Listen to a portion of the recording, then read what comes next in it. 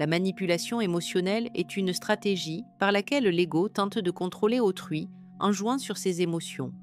Par la culpabilisation, le chantage affectif ou la victimisation, il cherche à obtenir validation et pouvoir, tout en se donnant l'illusion de maîtrise.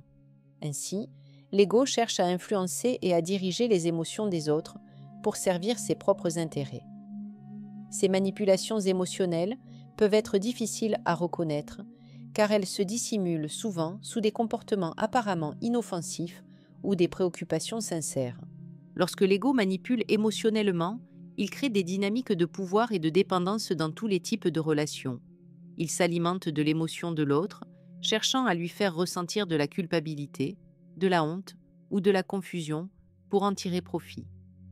Cette dépendance émotionnelle qu'il instaure permet à l'ego de maintenir son emprise, d'asseoir sa légitimité et d'alimenter son besoin insatiable de validation. Pourtant, derrière cette façade, l'ego renforce un cycle destructeur où le véritable bien-être de chacun est sacrifié au profit de cette illusion de contrôle.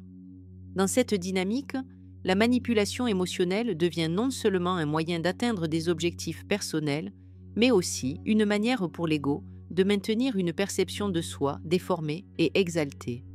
C'est cette vision distordue de soi-même et des autres qui nourrit l'ego, en rendant les relations humaines souvent plus compliquées et moins authentiques.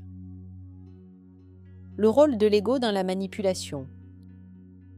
L'ego utilise la manipulation émotionnelle pour semer le doute et la culpabilité, et pousser l'autre à réagir selon ses besoins. En créant des situations où l'autre se sent responsable d'émotions négatives qu'il n'a pas réellement causées, l'ego renforce son contrôle. Par exemple, un individu peut utiliser la culpabilisation pour faire en sorte que l'autre se sente coupable de ne pas répondre à ses attentes ou de ne pas lui accorder l'attention qu'il désire. Il peut aussi tenter de le faire douter de sa propre perception de la réalité, créant un sentiment de confusion et de dépendance psychologique. L'ego agit dans l'ombre, en manipulant les émotions des autres, pour éviter de se confronter à sa propre vulnérabilité ou ses propres insécurités.